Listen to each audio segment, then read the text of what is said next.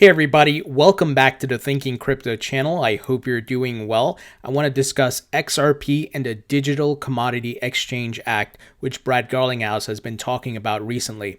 Now, before we go further, we are closely approaching 50,000 subscribers, so please hit the thumbs up button, leave a comment below, and hit the subscribe button if you're new here. It helps support the channel and it doesn't cost you anything.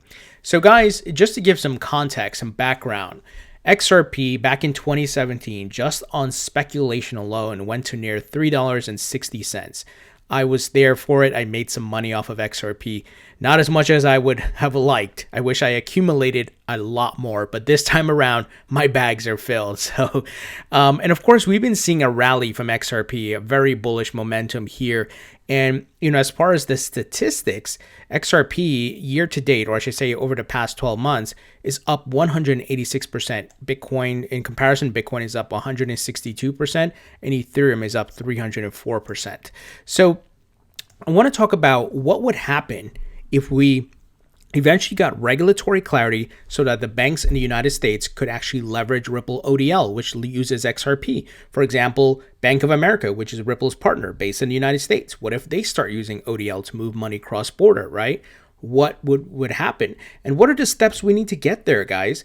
Just to give you an idea, a video I did about 9 months ago, I had 3 crypto bull run scenarios. Bitcoin $80,000, Ethereum $5,700, XRP $15.20.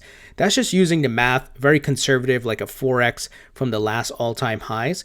And I think these are very possible given the macro level situation we're in, but specifically XRP could potentially go higher if we have the regulatory clarity. Now, the key here, and Brad Garlinghouse has been talking about it, is the Digital Commodity Exchange Act. And it seems this would help bypass the SEC's ruling or non-ruling, right, where XRP needs to be declared a security or non-security so things can move ahead.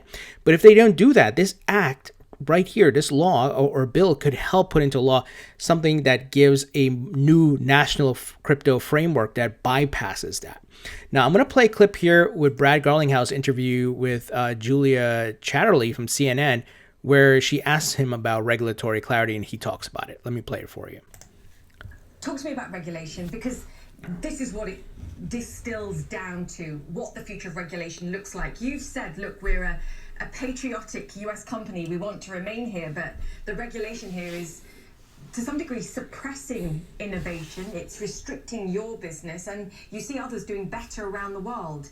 Where are you on the decision perhaps to relocate in order to facilitate growing the business? We absolutely want to see the United States lead in this new arena that we call blockchain and cryptocurrencies. And I think we certainly saw that in the age of the internet 20 plus years ago, that the US had clear regulatory frameworks, and that allowed investors to come in and make those investments. Today here in the United States, we're actually out of step with some of the other G20 markets around the world. In the UK, or in Singapore, or in Japan, you have had that regulatory clarity. You asked why Bitcoin has outperformed, and one of the reasons is likely that there is clarity and certainty about Bitcoin's regulatory framework here in the United States. That hasn't been the case with other cryptocurrencies, including XRP. But when you have that certainty, when you have that clarity, if you're an investor or you're a developer using these technologies, you can invest in them and you can build on top of them with clarity and certainty. The U.S. has not provided that certainty yet, and we have been big advocates of a bill that was introduced in Congress called the DCEA, or Digital Commodity Exchange Act. We think it's a very important step in providing that clarity and that certainty here in the U.S. Do you need that clarity before you IPO, Brad? Well, that's a great question. We have not been public about what our plans are to go public, with the exception that I've said, I think there will be public crypto companies. I originally predicted we'd see them in calendar year 2020. I think you and I may have discussed that. We did. I think the pandemic has affected a lot of things, and I think that has slowed things down a bit. But look, it's very clear there is enthusiasm for real use cases to solve real problems, and when those are scaled problems, I think you're going to see a lot of investor interest in both the crypto markets as well as the public equity markets. So obviously he talked about the things we've discussed on this channel already. They need the regulatory clarity. That's not to say XRP's price cannot go up without it, right? Because there's a speculation aspect. But if you're holding an asset and you want to get the banks in the United States to leverage XRP, you need that clarity. And guess what? The utility demand on top of the speculation will drive prices very high. That's why I'm bullish on XRP. And Brad, laid it out. They will see demand both from the IPO going public, but also as an asset, right? The digital asset that they use. So very important, this Digital Commodity Exchange Act, and we heard it straight from the horse's mouth. Now, I want to give you an idea of what this act is about. And this was, of course, released this year. And boy, the year is coming to an end, and we'll see what happens. It may need to be reintroduced in 2021 as, just adjusting its name to Digital Commodity Exchange Act of 2021. But let me give you the details here. The bill entitled Digital Commodity Exchange Act of 2020, DCEA, was introduced by the U.S. House Agricultural Committee ranking member Michael Conaway on Thursday. So this is back in September. He explained that the proposed legislation creates a single opt-in national regulatory framework for digital commodity trading platforms under the jurisdiction of the Commodity Futures Trading Commission, CFTC. Very interesting. I'm going to talk to you about why that's interesting. The bill is supported by lawmakers Austin Scott, Dusty Johnson, Tom Emmer, David Schweiker, if I'm saying that right, and Darren Soto. So bipartisan support. Tom Emmer is a Republican, Darren Soto a Democrat, just as an example. According to the bill, a summary provided by Conaway, and by the way, that summary can be found on republicans-agriculture.house.gov. Here's an official document on the government website, right?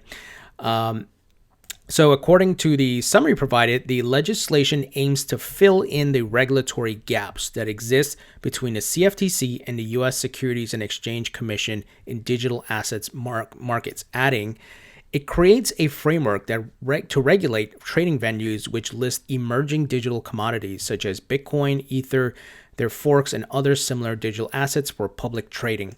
So this seems like it would bypass the SEC's ruling and put the onus under the CFTC.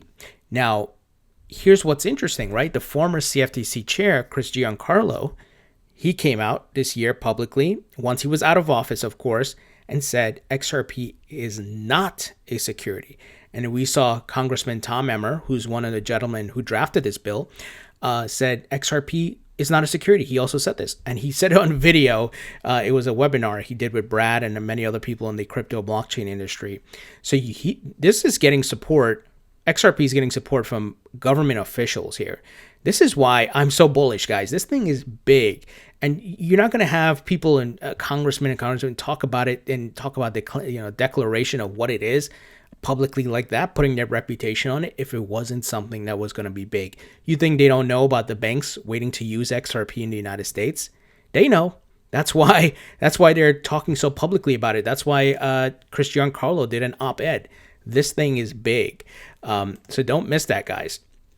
It says here, it also provides a regulated process for pre-sold digital commodities to become publicly available for trading. The summary document details, under the proposal, a registered digital commodity exchange would be subject to CFTC oversight and regulations, including the monitoring of trading activity, prohibition of abuse trading practices, minimum capital requirements, public reporting of trading information, conflicts of interest, governance standards, cybersecurity, and more. Exchanges would also be subject to limitations on which digital commodities they would be permitted to offer for trading. Conaway added that digital commodity trading platforms are currently required to comply with a complicated labyrinth of 53 state and territory regulatory frameworks, hindering the ability of newcomers to enter the market. So looks like it's going to put the onus under the CFTC, pull some of the power away from the SEC here, which I think is good. But then again, Jay Clayton is on his way out. He could have been the person, the roadblock of the SEC, because we know Crypto Mom. I mean, goodness, she's trying to push through so many things that are crypto friendly, so many rules and regulations that are crypto friendly, but she can't do anything. She's not the chairman. And if the other commissioners or the chairman is not on board, unfortunately, it's not going to go anywhere, right? But I'm hoping she gets promoted to chairman, and at least she's there fighting the battle, right? Fighting the good fight for us. So, guys, this seems to be, as per Brad Garlinghouse, Ripple CEO, of course, to be a key in unlocking the regulatory clarity for Ripple to have the banks in the United States use XRP. And like I said, my prediction just on speculation alone, $15, right? Just using math. Remember, XRP went to $3.60 by itself. Huge, massive drive up, right? I remember watching go from 20 something cents, 15, 20 cents, and go all the way up past $3. And I cashed out some, not I didn't have much, but boy, if we get that regulatory clarity plus the massive institutional demand and that we're seeing for the entire market, obviously starting with Bitcoin, you have speculation and you have the utility. XRP can really hit some all-time highs. We maybe my price prediction, we go to $25, right? And I'm being conservative here. I don't want to be like, hey man, XRP is going to $5.89 or XRP is going to $1,000. I want to be realistic. You guys know I look at things logically, factually, reality-based, right? What are the facts? So just using some math, and if you haven't seen that video, I'm going to link to it in the description so you can understand the math that I used to come to those price points. So this is the key, guys. And like I said, 2020 is coming to an end. Maybe something happens, but look, it goes, a lot of these people are going to go on break, right? The congressmen, congresswomen. So maybe it gets reintroduced in January and they pass it. And that would be so awesome, guys. They get it done in January, or at least Q1, and we watch XRP take off. I'm talking take off. And I'm also expecting Bitcoin to take off and Ethereum, right? But XRP right now, it kind of has some shackles on it. Bitcoin and Ethereum don't have the shackles on it, right? They're moving ahead because Jay Clayton has said, look, Bitcoin and Ethereum are not securities. But he hasn't said anything about XRP and the other cryptos, VeChain and so on and so forth, right? So right now there's some shackles holding back XRP, even though it's been moving. But I hope you understand my analogy. So once those shackles are off, oh man, I think we're going to see some big time moves, and I'm excited for that. So guys, what do you think?